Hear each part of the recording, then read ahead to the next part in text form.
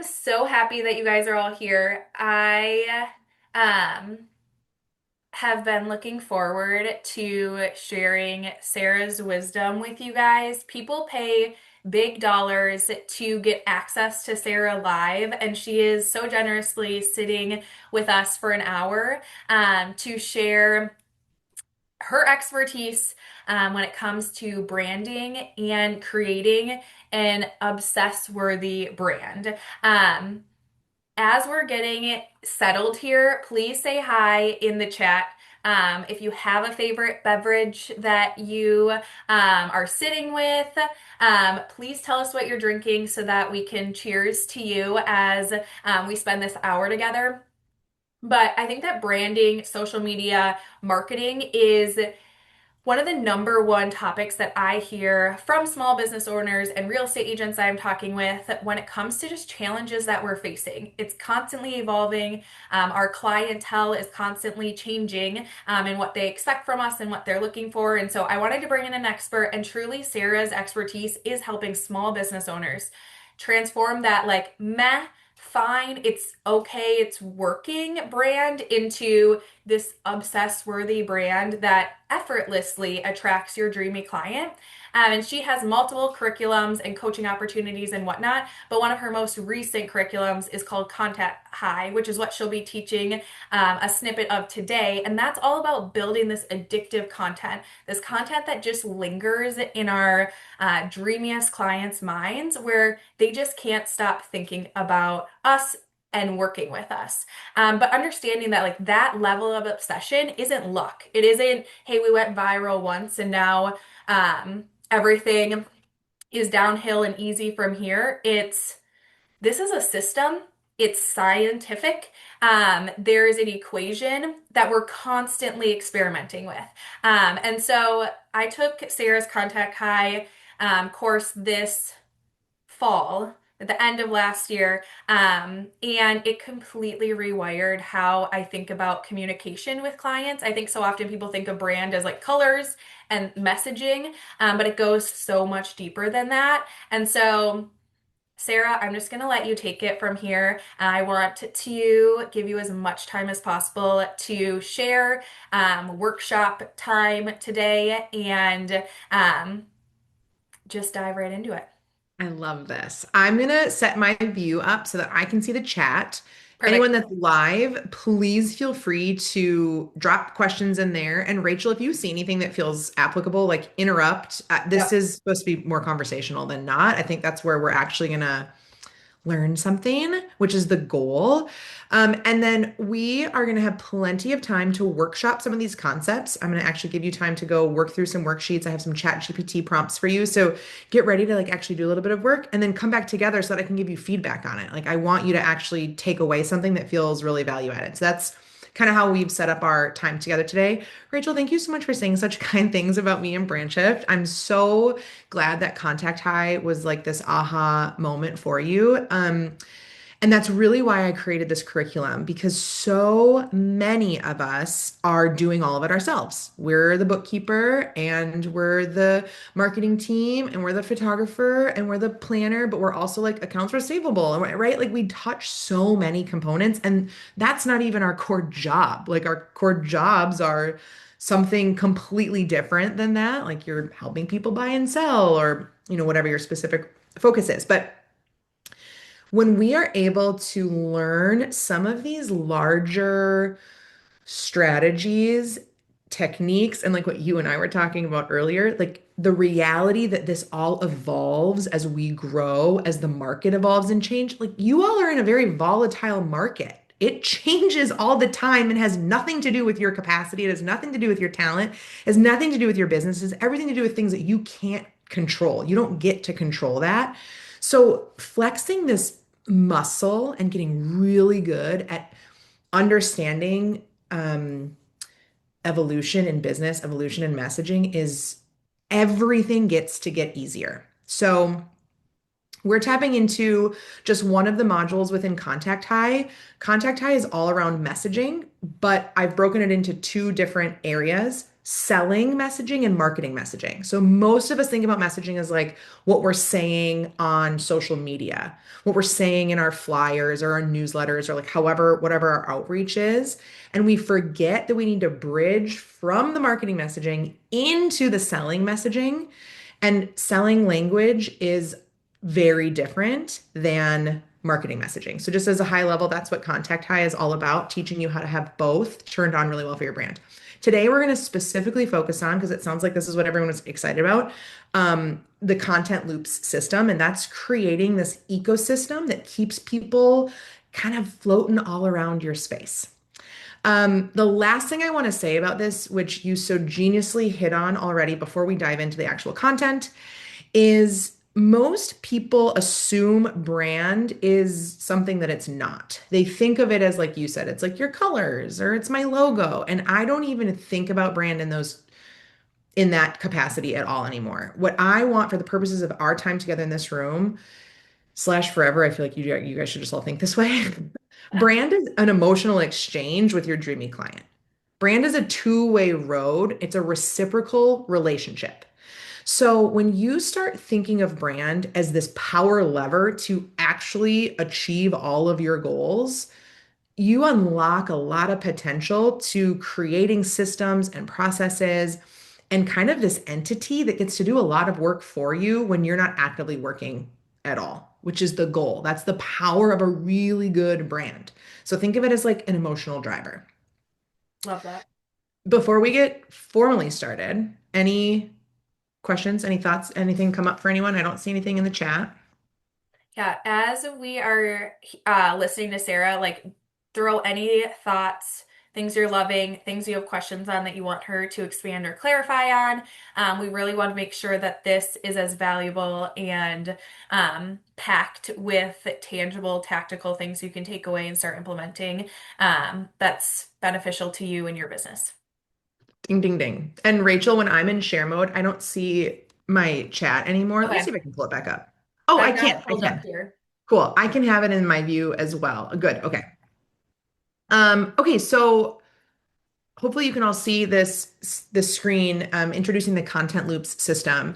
What's really cool about a loop, you've heard about funnels. Funnels create fatigue. I want you to start thinking instead of funneling people, I want you to start thinking about looping people. And one of the things Rachel and I were talking about before meeting today was how important in all of your role. Will you guys just drop in here? Is everyone realtors? Do we have any lenders? Like drop what your role is and maybe what your focus is. That'll help me kind of tailor some of my messaging here. So go ahead and drop that in the chat.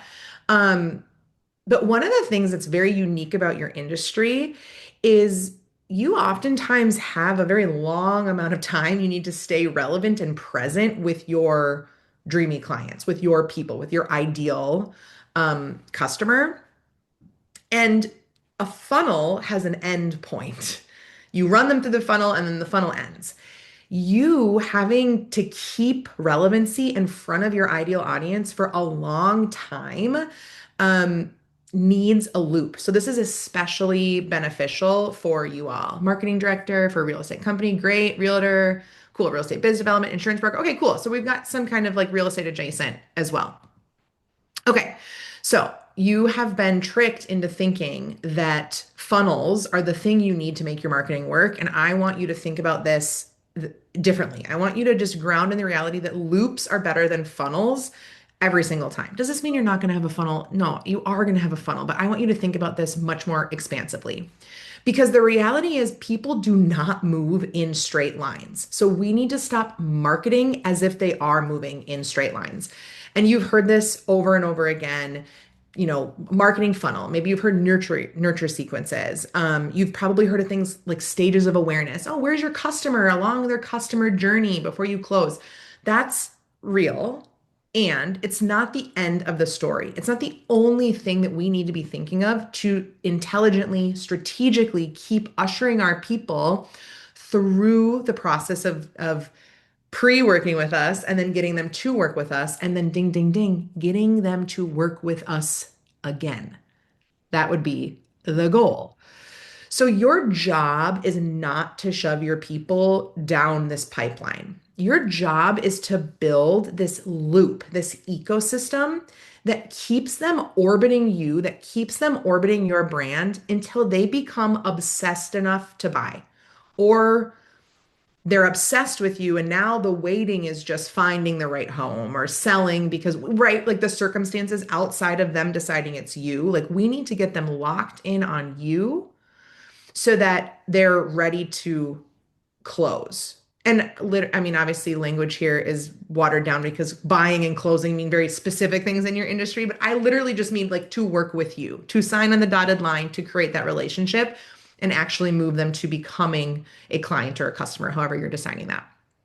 So, what happens is that funnels really start to feel forced and they get tiring, and our consumer is now smarter than ever.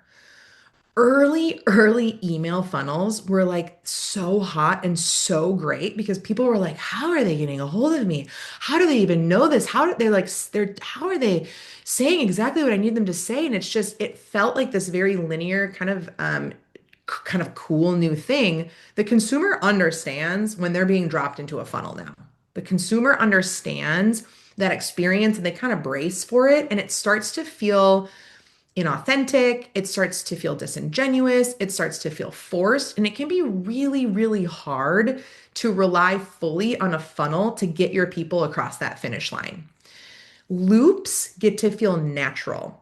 Loops start to feel like, wow, how is she all of these places that I just so happen to be? I heard her say this over here, and now she's saying it over here, and like, I can't, she's just kind of everywhere.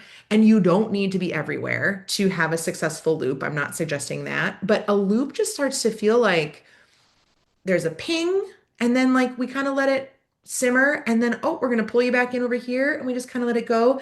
This is going to be really important for you to master as you think about keeping this attention span that needs to be long with your people. Ideally, like let's be honest, ideally we have a short sales funnel. Now I'm switching away from a marketing funnel. I'm talking about like how long it takes to actually close somebody. Ideally, we get that happening in a really efficient way. In some industries, it's just long. And if it's long, just dropping an email in their inbox every week, like a let's say newsletter to nurture them starts to feel really stale. And it gets really hard to come up with fresh content or exciting things that hit every single week that feels relevant all the time. It's just so limited. A loop allows for actual relationship building. It allows to let them kind of lean back in when they're ready. It's like an invitation to engage is just always waiting for them. And this is honestly how modern marketing actually works because your people, more than ever, they're discerning, they're smart, and have a lot of choice. They have a lot of choice to work with, especially in your industry. You're Yeah, replicable. Um, replicatable. so replicatable. Yeah, replicatable. You're there's a lot of use. So we need to make sure that when they're picking you, that you're not all of a sudden getting forgotten because someone else showed up or someone else spiked their interest or someone else um, felt like a stronger connection. They want to feel like they chose you. They chose you to be their partner. That's especially important in your industry. So when you're able to create connection-driven content that actually is building this structure that is creating trust, that's creating safety, and it invites people to just kind of keep coming back in on repeat over and over. That's really when you start seeing more predictable conversions, conversions that don't feel like chasing, conversions that feel a lot more natural for both you and for them, which is just a huge win overall. Yeah, the concept of the loop, I love how expansive it is. And because I think so many of us, especially females, are like, I don't want it to feel salesy. It does feel tiring from my side, and it feels like the consumer is getting exhausted as well. And so the idea of this continuous invitation to engage feels far less aggressive while Yes. still being direct.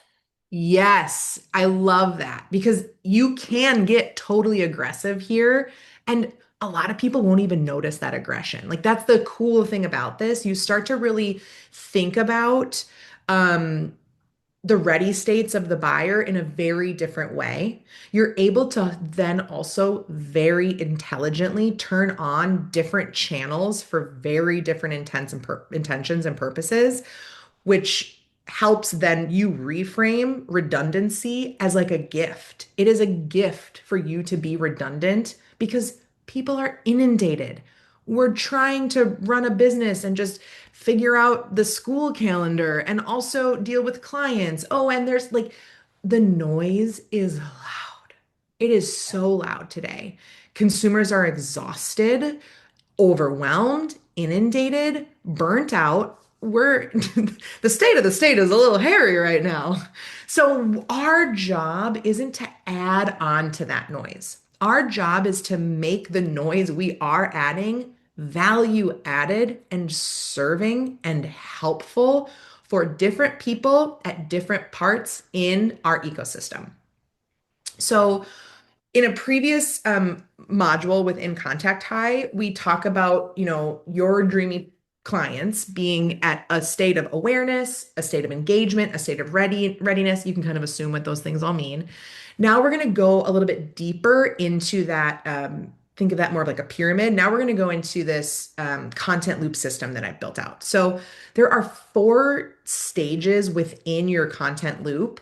And this is the system that starts to turn those followers into clients and keeping those clients and those dreamy people in your brand orbit until they actually close and or until they need to close again and or until they have a friend say, "Oh, do you know somebody?"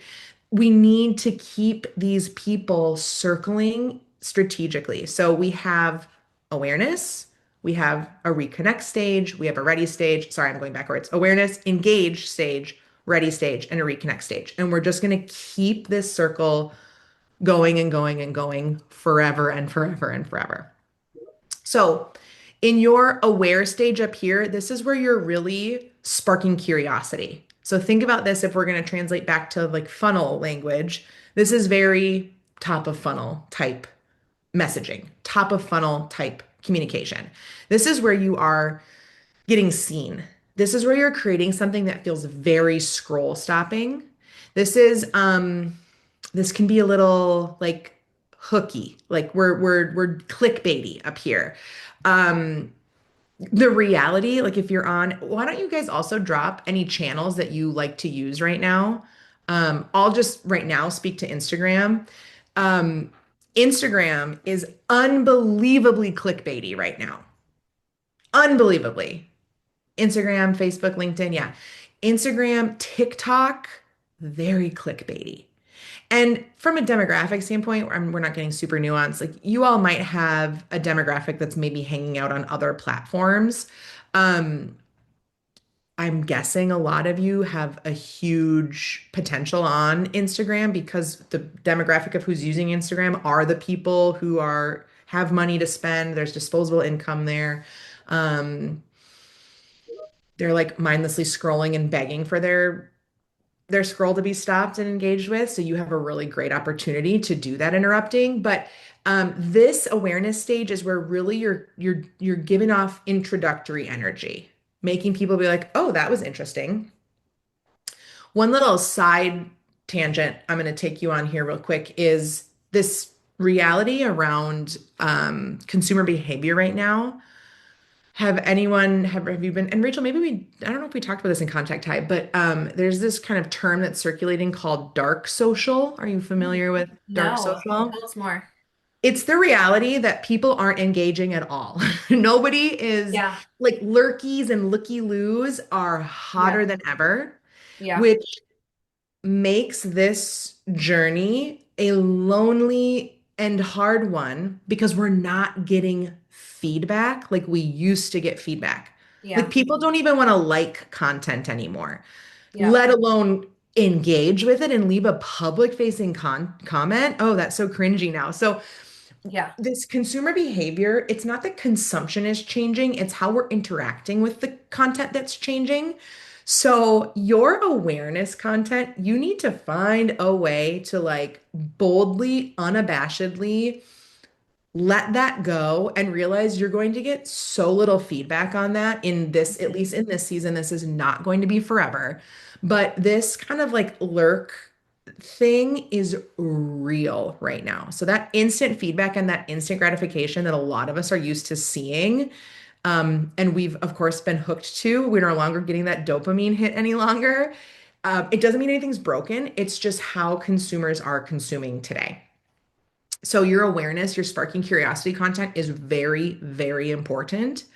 And it's probably a lonely road right now. You're not getting that feedback, which is sad. It's not you, it's not your It's content. no. Continue. So the message I'm hearing is continue to show up and be consistent, even if our views aren't thousands or our likes aren't even maybe what they were 3 or 6 months ago. Yes, Yeah. exactly. Especially now. My caveat, I have a lot of nuance when I share. My caveat here is if you don't know what you should be saying, pushing content, again, this is right now. This isn't always. Algorithms change, but pushing content right now, and again, we can hyper focus on Instagram. This does transcend outside of Instagram, but we can just hang here for a sec. Yeah. Um, causes confusion for the algorithm. So we're in this kind of dangerous Yeah. territory where we're not getting quick live feedback that we used to, that things were working. And we can't just like spaghetti at the wall test everything any longer either, Yeah. because it's causing the algorithm to be like, WTF, I don't understand who you are, which means they can't categorize your content, which means they can't push it to the right people that like your category, that fit within your category. And we don't get to control that. We don't get to say, well, algorithm, here's who I'm looking for. That's not how algorithms work. Yeah. So this is why you're seeing new accounts like raise your hand or drop an emoji. Have you seen new accounts just like skyrocket, blow up? They're getting like hundreds of thousands of views, millions of views. They might even have low follower count, but their content is just hitting nonstop. It's because they were able to quickly be categorized by the algorithm. An account like me, I've been around Instagram, let's just stick with this, since Instagram was invented. And I have shared a total myriad of stuff. So it can be harder for older established accounts that have created new clarity or shifted or pivoted or whatever, used the tool for different things to really break through and find the right fit people. So my caveat for awareness, yes, you got to do it without getting feedback. That's hard. Instant feedback. There's other feedback cues you can look for and other signals. But you really, really, really, before you double down, especially before you start thinking about volume, you have to know that your message is landing.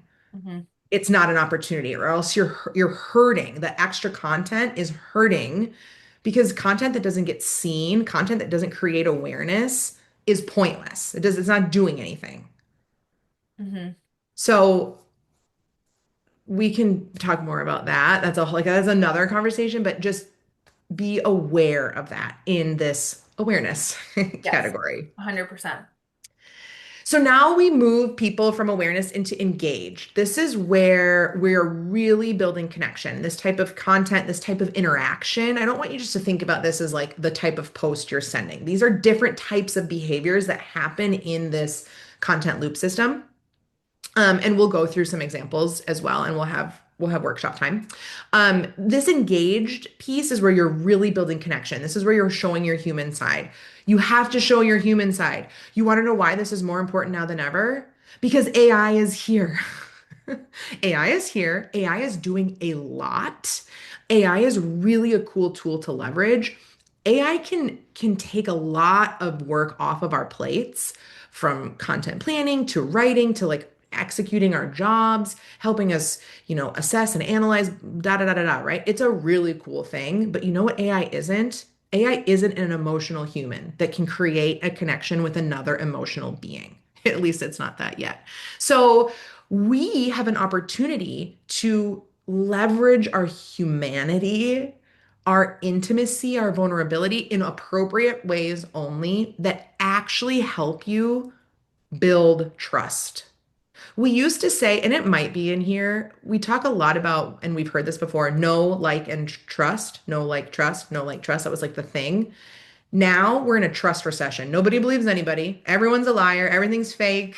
We've all been burned before. We've done the like, oh wow, this is cool, boop, boop, boop, blacked out, bought it. And we were like, this is not what I thought I bought. Like we've all had that like internet experience. We're wiser now.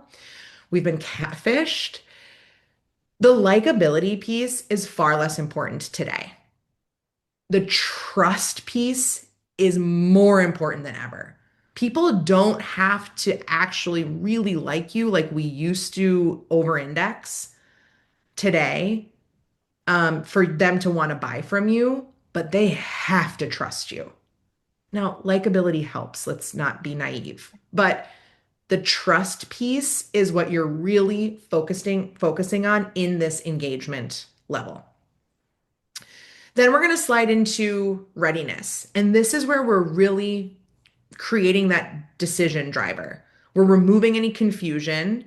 We're having very clear calls to action. We're having proof that it works. And we're really inviting them into this relationship. And this is where I think a lot of people get held up, especially Rachel, to your point, where we don't want to feel pushy. We don't want to feel like salesy because we've seen the like gross car salesman narrative before that feels awful. Um, we're not here to do that. But if you're able to create that safety built off of trust and then invite them in, you're really helping move these people to a decision. One caveat I'll plant here is Rachel and I talked when she was in Contact High about calls to action and calls to benefit. Um, Calls to benefit or CTBs is another way to invite someone to take an action through the lens of the benefit they get when they take the action. Rachel, did we land on any, or have you been testing any call to benefits that feel like they're working for you? I think the like an easy one to think about is, like instead of being like, click here to schedule your strategy call or like click here to schedule a buyer consult. It's like the click here for clarity, click here for the next step to get the keys to your new home. Like Yes. the vision cast of that. I think. Because I think for me, especially, like I would always land in like the click here for a coffee chat, like coffee's on me or whatnot, and it Yes. just didn't convert and or didn't necessarily feel as reflective of like the value that I bring to the table. So that was And a what huge shift for me.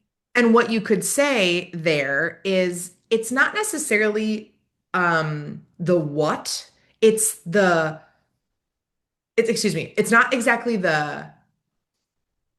like the how it happens, it's what happens. That's what I'm looking for. So instead of saying, click here to hop on a coffee chat with me, which is like a sweet idea to connect, Mhm. have them select into what's the benefit, what happens at the coffee chat Yeah. to, you know, you write whatever it is. Mhm. And the more hyper specific you can get, the more likely people are going to jump in and actually take the action that you want them to take. And also, you're going to have multiple calls to benefits, depending on what it is you're calling people to do.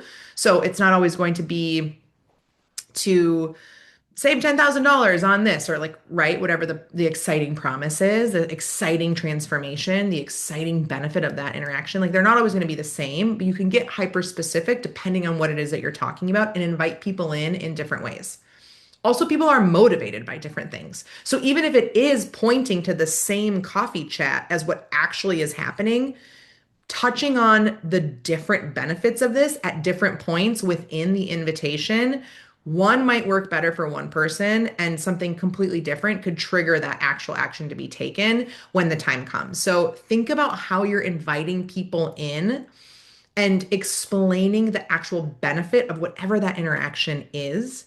Um, It's going to take testing and it's going to take variability and variety as you're really getting people engaged to actually slide into decision making time, ready to convert. Now, the last piece of this orbit that so many people forget is this reconnect piece. Reconnection is what's sustaining people in your orbit. It's re-engaging with past leads in an authentic, really genuine, rich way.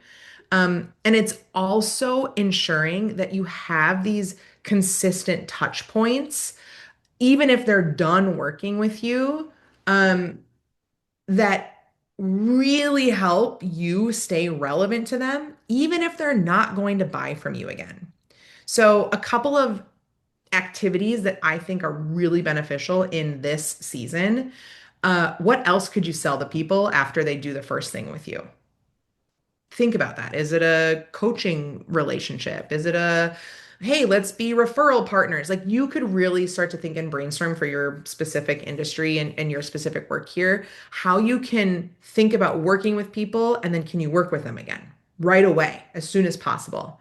Um, you can also think about how staying relevant to ensure that they're recommending people to you. That's also extremely important because you've already built trust with that person, and then you delivered a great experience, of course, as you will, and they're already bought in. So getting them to refer without saying no shame here, but like referrals are a small business owner's best friend. Like, yeah, we all know that. Give me some other reason to entice the referral. Give me a reason to stay top of mind. Remind me how great you are, even after the transaction is done, so that the referral becomes this no-brainer, like, oh, duh, yeah, I've got 25 people I'm going to send your way. A lot of us will be able to sustain extremely successful businesses on referrals alone. So I don't want you, again, to think that this content I'm talking about is literally only stuff that's hitting LinkedIn. There are ways to think about this loop system that has nothing to do with creating content. It's the touch points, it's the interactions, it's the communication, it's the conversations that you're having that keep people in this ecosystem. Before you move on, I love that you touched on that of like, yes, we can go back and audit our current Instagrams or LinkedIn or posts that are going out, or even our, buyer guides or whatnot to make sure that we're hitting the key points of where we want to meet people. But exactly what you said, like this isn't just exclusive to the content that we're putting on social media. Yes, And I think that's what became so expansive for me in the like loop ecosystem is it's validating the other things that I'm doing that maybe don't show up on social media as strategic, not and meaningful and intentional outside of, oh, like I only got 2 posts up this week when I wanted to get 3. Um, and totally. how some of the most meaningful touch points aren't going to be a social media post to drive that engagement to ready or reconnect to being back aware of a new opportunity to work with us. Exactly. Again, we have very much so been trained to highly value that instant gratification that social media specifically awarded us. And there's a lot of research and study around that, like that dopamine hit and like how exciting that felt. And then we over indexed assumed success associated with that. And none of that is actually real. That isn't any indicate that has no like connected indicator of how much money somebody is making. I mean, you all know, like I think you guys, especially realtors, can see each other's numbers, right? You can see the volume that's been done and you can just pencil whip some math, right? Like you can see people who have huge followings and what exactly they produced. And it is not always correlated, right? It doesn't mean that they're actually good at their job or they're winning the deals or they're winning the client, whatever, just because they have bazillion followers, right? Or they're getting a lot of comments or they're getting a lot of likes. So I love that you're reiterating the importance of that, Rachel, here specifically because it's not just content and readiness isn't just content on social and readiness isn't just having a more poignant call to action post get published. Like probably not actually what's going to ultimately shuffle someone across the line, especially in the industry that you are all in this room. You're going to have a lot more high touch interactions with your people. You're not just like selling, you're not just pushing links to, your makeup routine and it doesn't really matter much, right? You're not just like pumping this stuff up. Volume is not as critical as depth for the people in this room. So that's another great thing to keep in mind too. One thing I wanted to circle back to before you move on is the trust piece. I think Mm-hmm. especially in both lending and real estate, what there was the whole headlines about commissions and, real estate agents, I think really felt like we had to get clear on what our value is and why we should get paid what we do. Mm.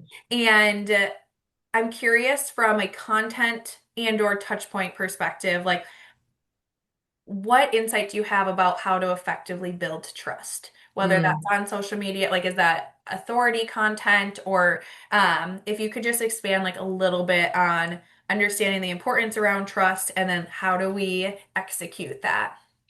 I think authority content is definitely a piece of it.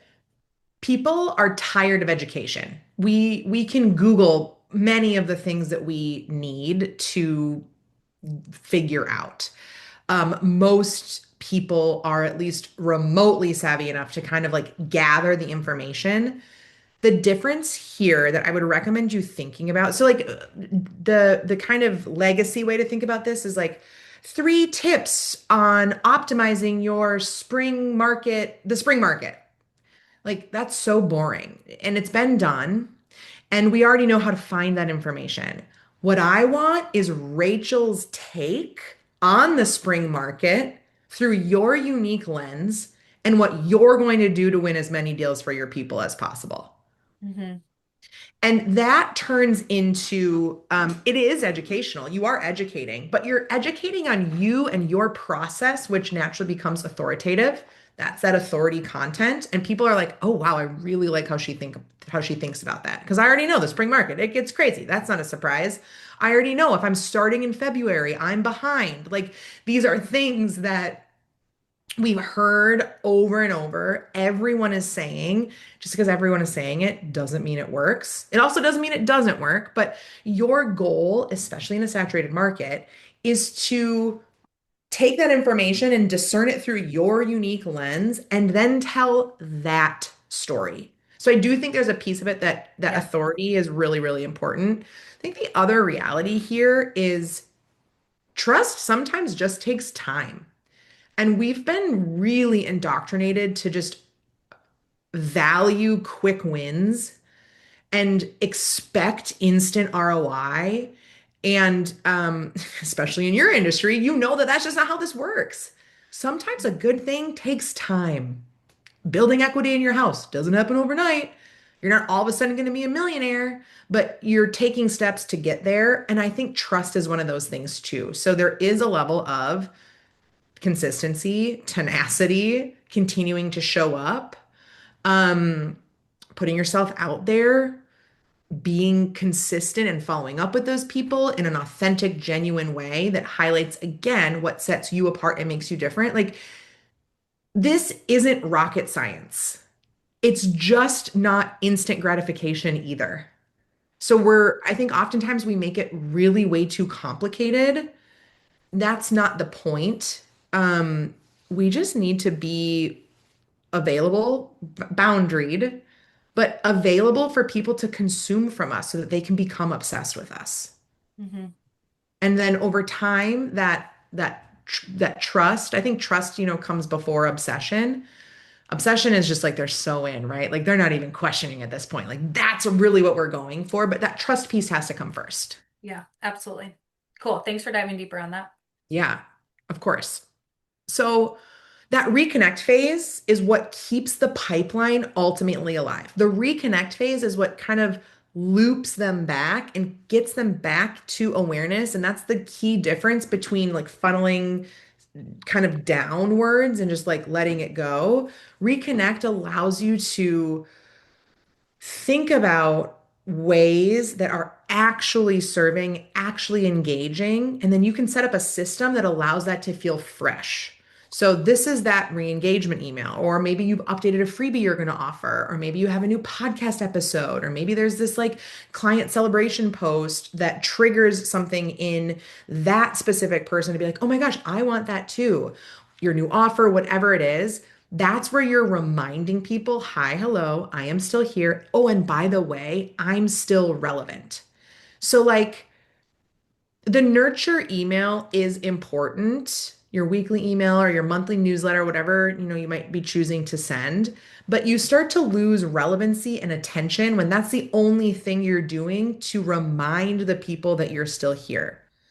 And a really well-run ecosystem, it does have different touch points on different channels. But again, I'm not suggesting you need to be everywhere. I'm not suggesting that you need a re-engagement email and a freebie and a podcast episode and a client stuff. You don't need all of them. You just can't only have one of them either.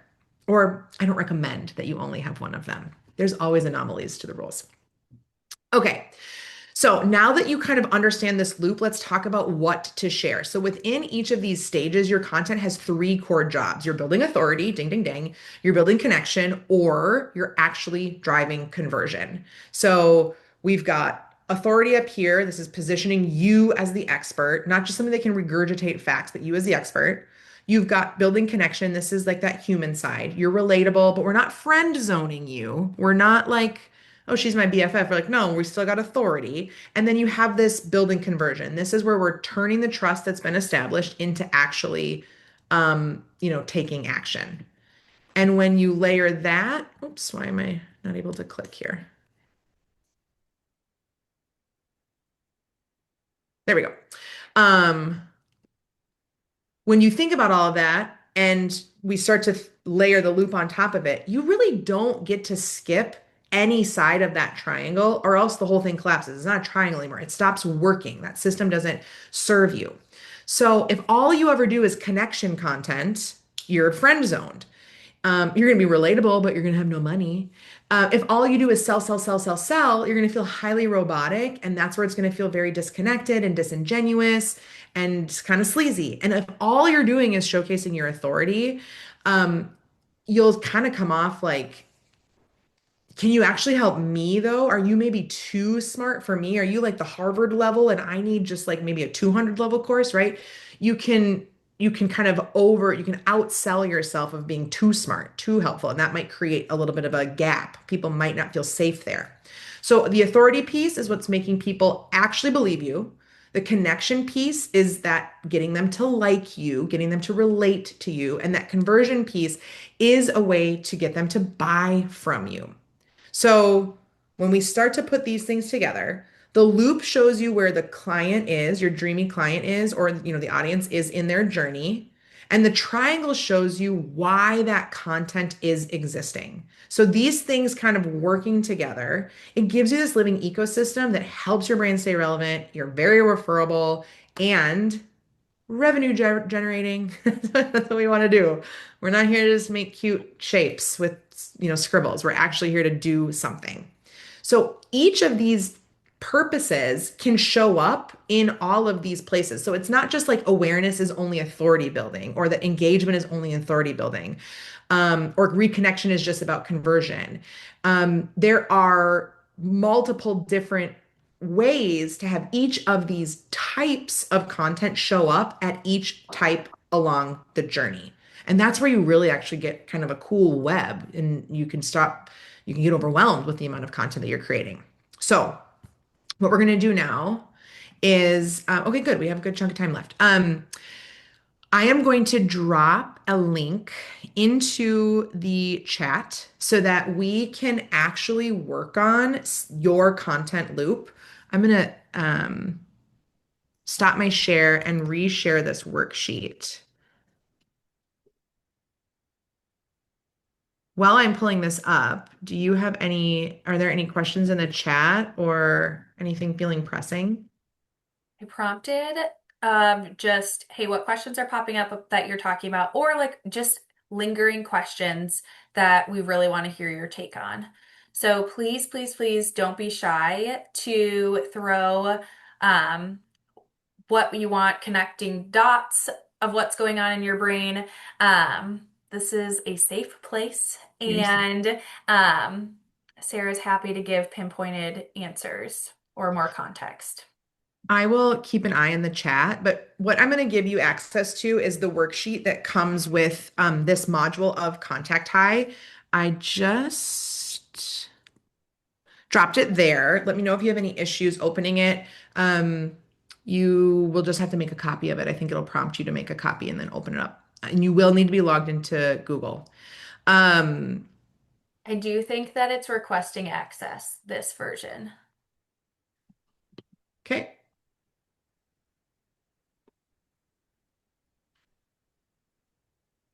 done.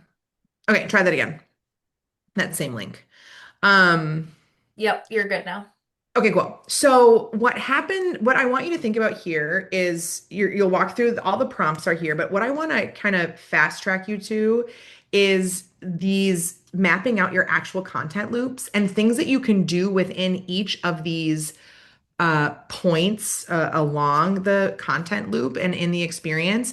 And I want you to start to think outside of the box of how you can do this. So I'm going to just share one of my favorite ways to do this that has worked very well for me. And this is one of those things like we're going to soar with our strengths, right? So don't just copy what I do, but here's a really great example.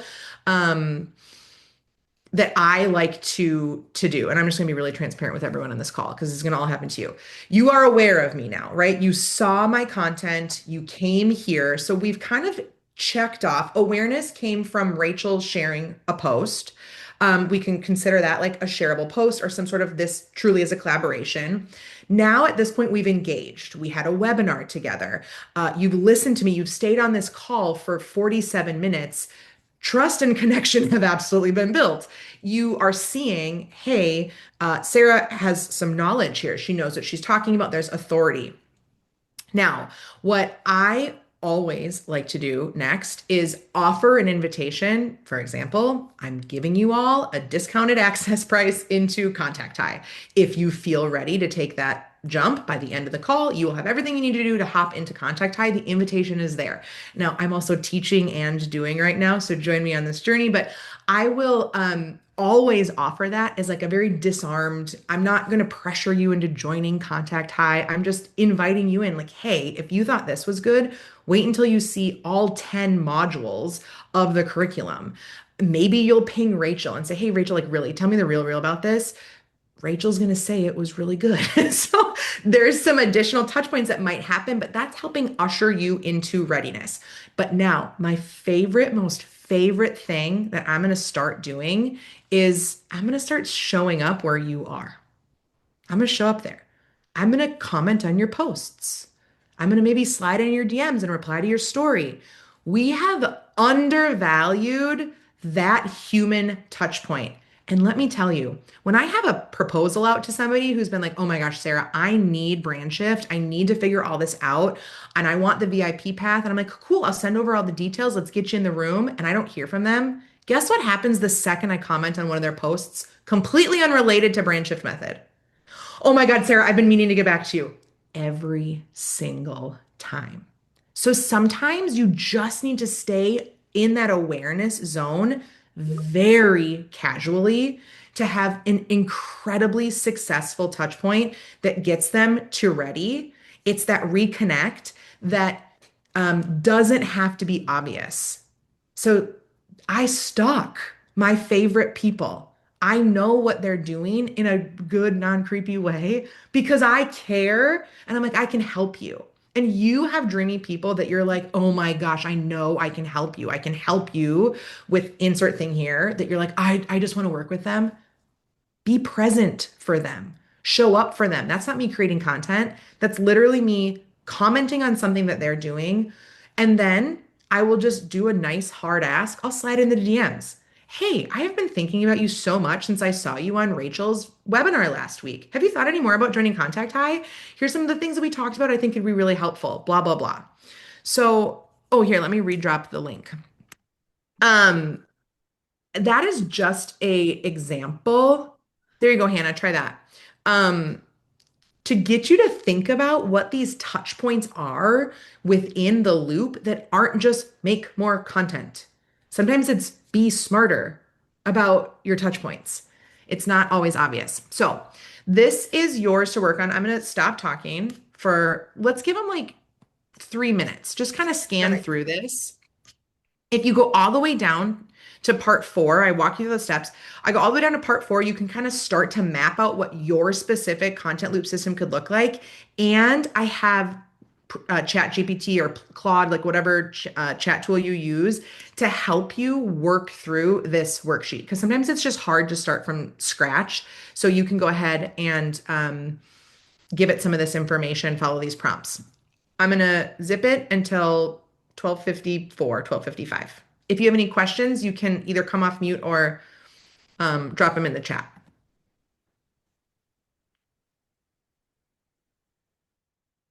I gotta get some workshop music going.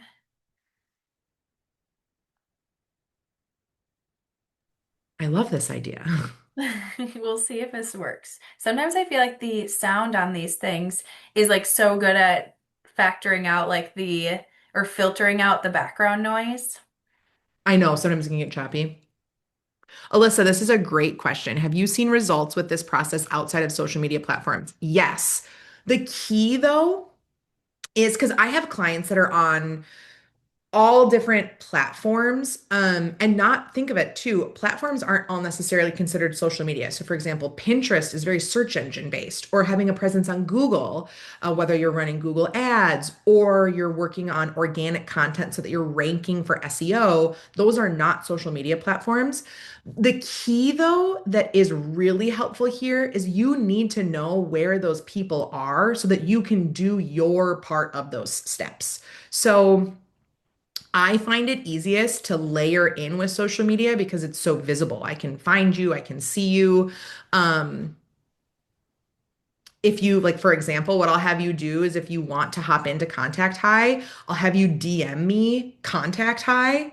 I'll drop that right here, and I'll send you the private checkout link. And then also, Rachel, we'll make sure that you get it to send to everyone in the replay as well. But there's a strategic reason I'm having you DM me, right? Like I want to know how to talk to you, and that's an important piece of this. So again, I'm like you're seeing like behind the curtain as it's happening and as it's unfolding, but that's how I do it. I make sure that I know where you are so I can communicate with you.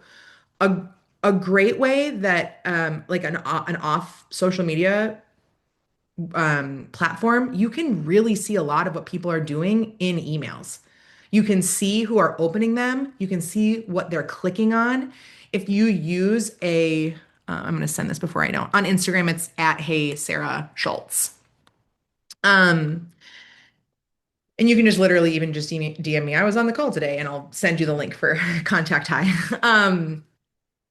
But one of the cool things is I use Flowdesk as my email platform, and I can start, and other platforms do this, but you can start to segment communication with people and tag people just based off of their actions and then respond accordingly. So, for example, I had some email funnels working. And I was able to cross-reference behavior that they were doing in the email funnel with online on Instagram behaviors. And I created a cross-reference list of people that I called cold leftovers that needed a little warm up before I slid into my next brand shift method sales cycle. So I was able to intelligently re-engage with those people, one via email, but two over on another platform. My point here is that it's very helpful if it's more than one platform. We don't want all your eggs in one basket. So for me, email and Instagram are really the key pieces, but it doesn't have to be social media. It's just where else are they so that you can kind of double whammy, kind of go and stay relevant in a controlled way that isn't relying on one platform's performance. And Sarah, correct me if I'm going down a wrong rabbit trail here, but I think of this too as like who are influential people in my sphere that are very influential in their spheres. Like Mm. who have magnetic brands of their own, whether they're in um, whether they are in completely different industries, but I want to stay top or like that awareness of exactly what you were saying, DMing them, commenting on their stuff, etc.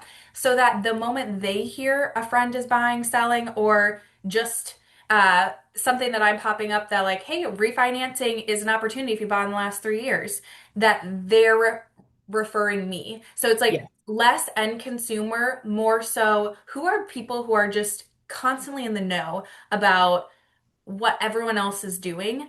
I want to stay absolute top of mind of that person who's going to give me the next 10 referrals versus Yes. the one person who's going to buy in the next year. Exactly. That's borrowed authority and borrowed trust. So I got borrowed trust from you today, Rachel. You said, hey, I trust Sarah. Sarah is smart. I want to bring Sarah into this space. Everyone that signed up said, I trust Rachel, therefore I trust Sarah.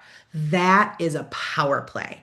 So these yeses are easy for me to say. It's easy for me to say yes to, especially for someone that I know, right? Like we have a working relationship and you were so active and vocal within the container of contact high that you were a part of. I was like, oh gosh, this girl is definitely like so smart. She's going to be well positioned to connect me with right fit people. So that's where you get to say yes to things that you know, like, oh, this is a no-brainer. Of course that's a yes for me. And that's borrowing authority. So I borrowed your authority today. There will be fruits that kind of come from that. It doesn't necessarily mean today you all are going to go buy contact high, but it might be, wow, she's talking about something that's important. I actually maybe think brand shift method is the thing for me, right? Like you start to follow, you're aware, you see my content, it lands, you like it, and then you're like, I need way more help here. Cool, Sarah's my gal. Like that is an ecosystem running behind the scenes without any additional touch point from me outside of our time together right now. And so to Alyssa's question there of, yes, some of those touch points are on social media, but some of times I think it's just making it that list of people that you want to be voice memoing, saying, I'm thinking of you. What can I be doing in your world? And then when they reply back, XYZ, how about you? You can say, I X whatever is important. I need encouragement here, or this is what I'm looking to do. And if you know anyone, please, please, Exactly. please don't forget that I'm doing this. I'm taking new clients for the 2026 fire roster or whatnot, and be as direct or indirect there as you want. But I'm seeing Hannah commented two things in the chat. One is the part of content that I always struggle with is a call to action that isn't salesy, feels true to my style of content. I think the idea of switching the CTA language to a more results driven is really smart. She's excited to try that, but she's Yay. curious on email cadence with newsletters, staying top of mind, and avoiding unsubscribe. I love and unsubscribe. That means you weren't my person and you saw yourself out, and I'm not wasting your time and you're not wasting mine. So, um, obviously, we want more subscribes than unsubscribes. I think there's a couple things that we just need to be really honest about here. We have to trust that if our message is right, if the foundation is laid, if our positioning is accurate, if we know how to say it and how it should look, that's kind of the foundation of brand shift method. Your message is what you say and also how it looks. That's so important, especially in an oversaturated market. Or I won't say oversaturated, a very saturated market. You are probably delivering really great content naturally for the right fit people, and they're going to hang along for that. Now, an unsubscribe is going to happen. It's inevitable, but I just try to rethink of that as like, cool. I also need awareness content to get new people in to said email list so that when people realize I don't need this anymore. They can go on their merry little way, but I still have a funnel, and I don't literally mean funnel, but like an inroad of this content loop system working so that you're getting new people through awareness and then they're traveling up because you are going to have people leave the ecosystem and that's normal and that's fine. So, I don't think it's necessarily about avoiding. I do think though that your newsletters people are protecting email in a way that historically like we just haven't. So have a really incredible lead magnet. Give them something juicy and good, a good excuse to get onto your newsletter. Make that undeniably fantastic and make it unique to your key, how you serve.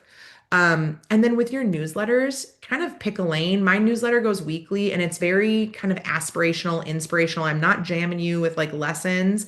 I'm just trying to remind you, like, hey, this is hard and we've got that. And I'll sprinkle in soft seeding of things I'm selling. I'll invite you all over to my broadcast channel. My broadcast channel is like a lot of behind the scenes. Um, but telling story, telling your perspective is helpful. Just make sure that whatever lane you're picking feels very value added. Don't just like, here's what the market's doing. Here's a recipe to make your house smell good. Here's my favorite thing to do with my sourdough starter. Like, we've seen that. We know our people for that. What's your unique perspective that people really get attracted to and fall in love with? And that is born out of who you are, who your brand is, who your dreamy client is, and your differentiators to kind of connect all of those pieces together. Yeah, Tim mentioned the storytelling piece is something he's grabbed Mm, from a mastermind that he's been a part of, and then a PS of either the PS is something that he's selling or promoting. So yes. similar structure and guidance to what you're saying. I see that we're at 1 o'clock. I'm curious, any final words of wisdom or thoughts that you really want this room to walk away with? I think the biggest miss we have is assuming that once we get it right, we're going to have it right forever. And it's kind of what you and I were talking about before we started. The most successful business owners that are building actual sustainable businesses are planning for today and also preparing to evolve for the inevitable tomorrows to come. And so, getting really good at trial and error, getting really comfortable with testing and reiterating, and realizing that that is the constant in business ownership because so much of what we do is out of our control. So, our job is just to leverage what we know and stay pliable and flexible and not get discouraged when what was working isn't working anymore. You got to find the next new thing, which is tiring. But with a really well-positioned brand, all of that gets easier. All of that gets easier. Yeah, the leverage is there for sure. Sarah, thank you so much for being generous with your time, being honest, giving us insight. I mean, like I said, I've done content. Hi, I wrote down 3 pages of notes. Um, And you were saying you're going to go back and go in and do it again. Yes. This is just validating of what we're feeling, but also giving us tools to reframe our mindset, action steps. And I know that speaking from personal experience, the worksheet will be super helpful as you guys are working through this and questions are popping up. Sarah put her Instagram in the chat, DM her, message her. I voice memoed her often before actually joining Contact High. I knew Sarah 10 years before I bought from her because I wasn't ready to invest money in my brand. But she continuously showed up and added value. And then when I was ready, I was all in and I was dying to work with her before I even joined Contact High. So remember that you might have people who haven't voiced, I love you, um, but they do. And that's what needs to fuel us continuing to show up, evolve, and roll with the punches of our constantly evolving industry. Perfectly said. Okay, well, much Thank you love for to you guys having me. all. I appreciate you taking the time to spend it here with us today. I will get the replay and promo link out. Um, and any questions, follow up with me or Sarah. We are here and we're cheering you guys on. Thank you. Bye.